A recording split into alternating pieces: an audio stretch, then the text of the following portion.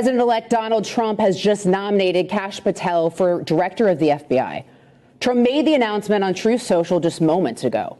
During Trump's first term, Patel served as the chief of staff at the Department of Defense.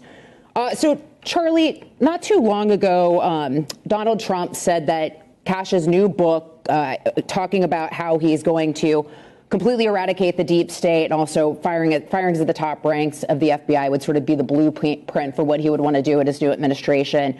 I mean, the deep state needs cleaning. The Department of Justice and the FBI also need some firings and some reform as well. So what do you think he'd be able to accomplish as FBI director? Yeah, well, obviously, Kash Patel has a unique observation and history with the FBI. He has been on all sides of the FBI. He, working for Devin Nunes in Congress, of course, had oversight of the FBI and made life difficult for them. But that was, of course, before he realized just how corrupt the FBI is. He's also been a target of the FBI, and the reason he was a target of the FBI is because he pressured the release of information exposing that the FBI had illegally spied on President Trump's campaign and during his presidency.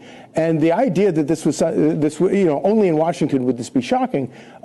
He has experience. He knows where the bodies are buried, and you will not be able to fool him out of actually doing some of the cleaning that needs to be done. In the book is Government of Gangsters. So let's look at some of what Kash has done. He has served as the U.S. National Security Council official, senior advisor to the acting director of national intelligence, also as the chief of staff to the acting United States Secretary of Defense, all during the Trump administration.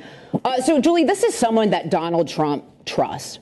Right. Yeah. And we saw him face the deep state during his first administration. We all remember the Russia hoax. We also remember the 51 former intelligence officers who lied to us, telling us that Hunter Biden's laptop was Russian disinformation. So it's important, particularly at the role of FBI director, for him to have someone that he trusts. Yeah, and there is a history of a lot of deep state, if you want to talk about the deep state politics here, but in the FBI in itself, just trusting the FBI. I mean, we have not trusted him in past administrations, the FBI in general. The directors and former directors and also members of the FBI have been leaking information to the press in order to advance their political purposes. And the FBI should not be a place of politics. I mean, the FBI has a role, and the FBI has really lost a lot of credibility.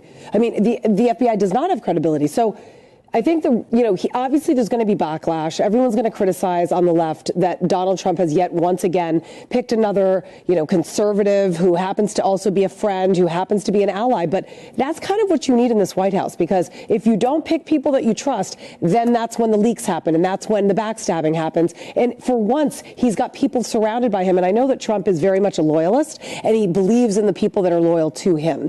And so you know that you're not going to be getting that with Kash Patel and with a lot of other nominees that he's chosen to elect. Yeah, and this is someone who's also faced 2 assassination attempts as well, right? So he really needs people he can trust his inner circle. I think that the key points that have been made, he's cleansing. He's cleansing the FBI here. He's cleansing Department of Justice. He wants loyalists.